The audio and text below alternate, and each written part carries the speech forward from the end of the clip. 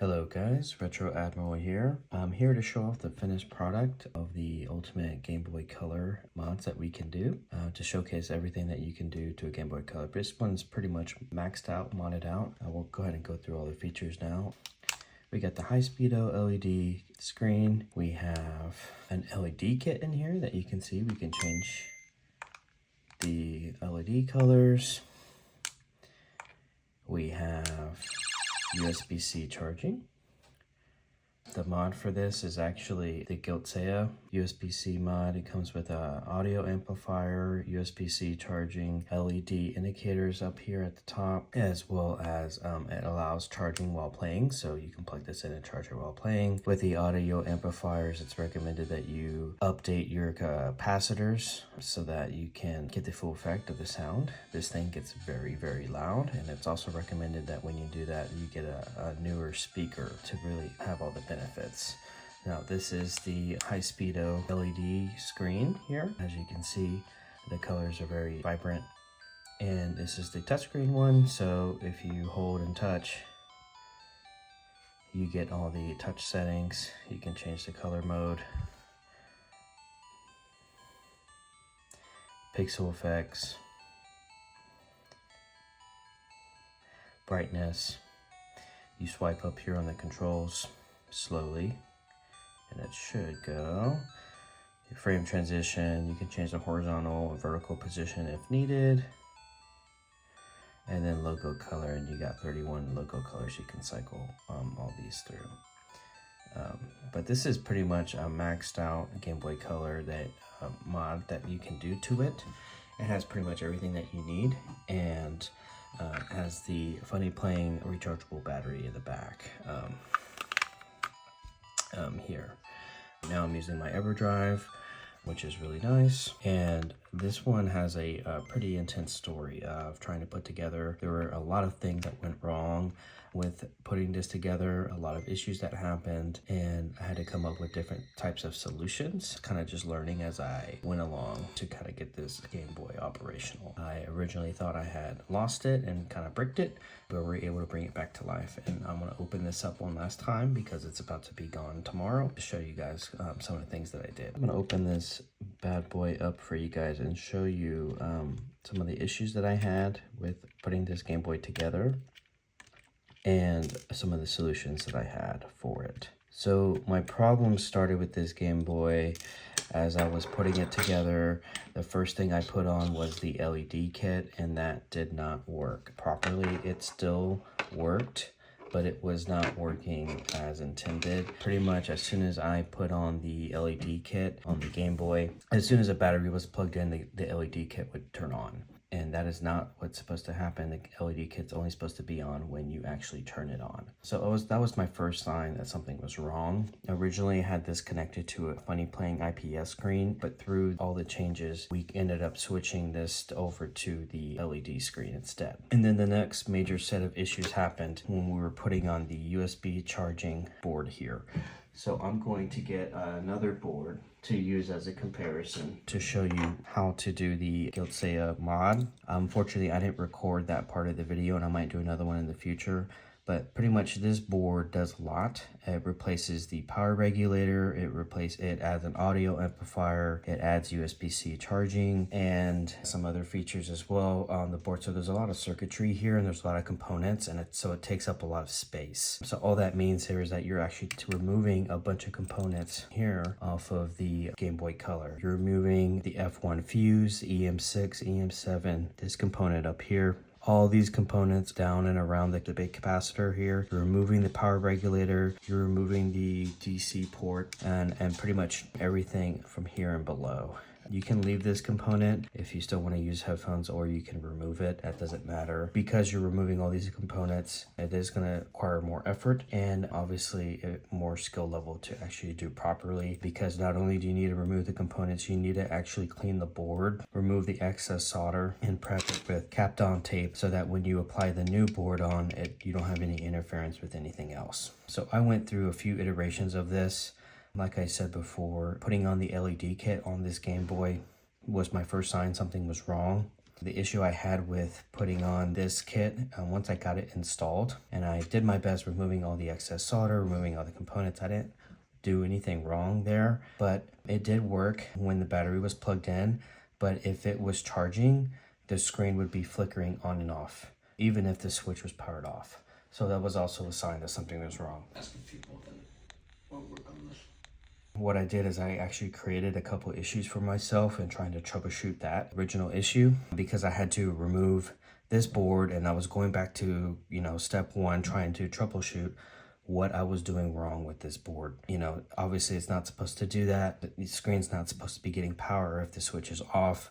So even if it's plugged in, it should still remain off. There's no reason for it to be on. So something was definitely wrong there. So through a lot of iterations and removing the board, putting it back on, troubleshooting, I ended up messing up the board a little bit. I ended up burning out EM5, which is located over here to the left, right next to the speaker. That ended up burning out because of the constant turning on and off. It ended up shorting somewhere and ended up burning out EM5.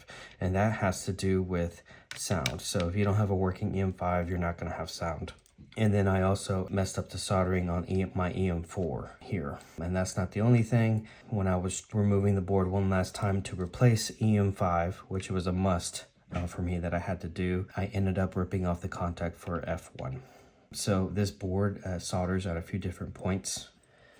It solders in at F1 here on the left. It solders to EM4. It solders here for the power regulator, and then once more up top over here, and then it solders ground right here.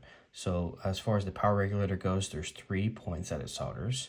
Then you have sound, and then you have D and C. And D and C are for the battery indicator light. So it tells the LED which colors to shine. And so you have 3 wires here on the right for that. And so while I was removing the board on and off, I ended up ultimately removing completely the contact for F1. And that's when I thought I lost the Game Boy. I knew I could replace the M5, but when I ripped off the contact, I thought I was lost. Until after a couple days of thinking about it and posting the forums, I discovered, these Game Boys have this white protective film on it, and you can actually get a knife and peel that back.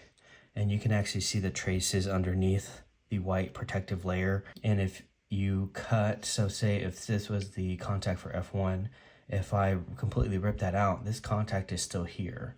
And that still goes to the same place that it would be connected to if it was still connected here. So if you get a knife, you can cut away the white protective coating and then use that as your solder point instead. So that's exactly what I did. You can see a wire here that I used as a jumper. I cut away the white protective film, put some solder on that exposed contact, and then ran a wire. That seemed like the easiest thing to do. Instead of using solder, I didn't think that would be able to connect properly such a long distance. So I used a wire instead. And then before I put the board back on, I got fresh components for EM4 and EM5 and put those back on. And I also added new capacitors at that time too, because I didn't do it before. And so once I got all that situated, I still hadn't fixed the main issue, which I actually fixed right before that. I actually discovered I had my screen powered to the wrong contact. So somewhere in my learning process, I had learned that you are supposed to be powering the screen on C on the switch, and instead I was powering it through 3. And 3 still works normally, but when I changed out the power regulator and added all these mods, especially this one with the USB-C charging, that's where the wrong solder point was causing the main issue. Turns out this was also causing the issue for the LED kit. And so once I fixed that, and then I fixed everything with the board that I just discussed, I put the board back on, and lo and behold, it works. Now, I had one more issue that I wasn't anticipating when putting this board trying to get it all buttoned up and put together. It works. It's a functioning board. You test it, you plug the battery in like so to test before you button it up. It was working, but as I was trying to put the shell on the Game Boy, it wasn't closing right. It would be sitting up and elevated on the bottom end, and I couldn't figure it out. Oh, notice I did have to Dremel out a hole for USB-C charging there. So Dremel is sort of required for this. But as I discovered, what was happening is the case actually has some extended plastic on here like normal, but because this is such a thick board here on the Game Boy, it was actually creating extra space there. It was hitting that on the board, and so it wasn't closing properly even if you're using the screws. And by screwing in the screws, you actually could be bending the board, and that's not good. You could just cause more components to break. So because I had to Dremel, I Dremeled out this layer of plastic here, about 1/4 of an inch or so.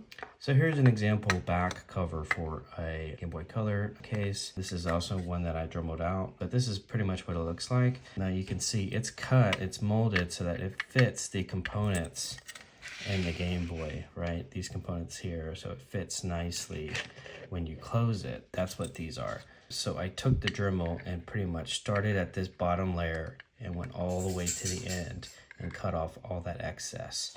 And then I tried putting it on, and I found out I was still having an issue with it closing nice and snug. So I identified that the next part of the problem was this piece next to the battery.